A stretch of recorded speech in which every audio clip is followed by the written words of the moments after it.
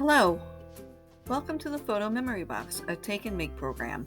My name is Sarah and I will go over how to create this fun project at home. Let's go over what's in the bag. You'll be getting a decorative wood box, some ribbon, napkins, glue, cardstock, and an instruction sheet. You will need to have your photos ready. I went to the store and had some printed out from my phone. The photos need to be 4x6. You can print them at home on your printer if you choose to do a collage. You will need glue to adhere the photos and ribbon to the cardstock. I use glue dots for the ribbon and glue sticks for the photos, but you can use any type of glue you like. You need a paintbrush and a workspace that can get glue on it. The hardest part is step 1, and that's how you want to decorate your memory box. You can use the napkins provided. I got these at the local dollar store, but you can use any pattern napkin you like. You can print out a design on your printer paper, or you can paint on it, draw on it, or even leave it blank.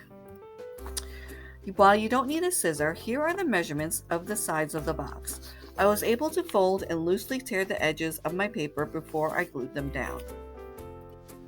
If you decide to use a napkin decoupage technique, you must separate the layers of the napkin before you adhere the glue for a more finished look. It can be tedious, but it is an important step. Once you have removed the layers from the napkins, go on to the next step.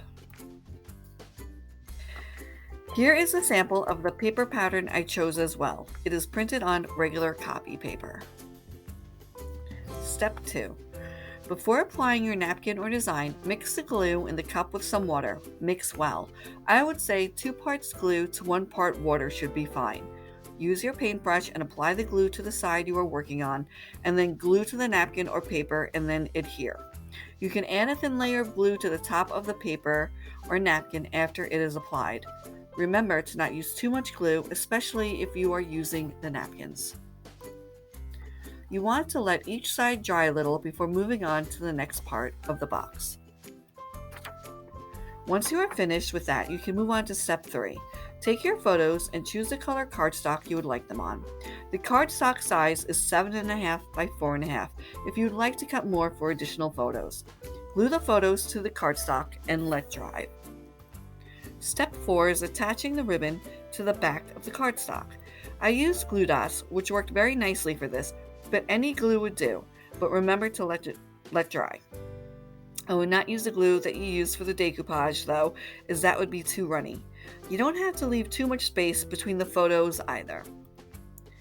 Once that is done, you are ready for the final step. Fold your photos like an accordion and place in your memory box. Thank you, and I hope you enjoyed this project, and if you have any questions, please call 631-585-9393, and if you'd like to share samples of your project, please email me at fadesarah@mcplibrary.org.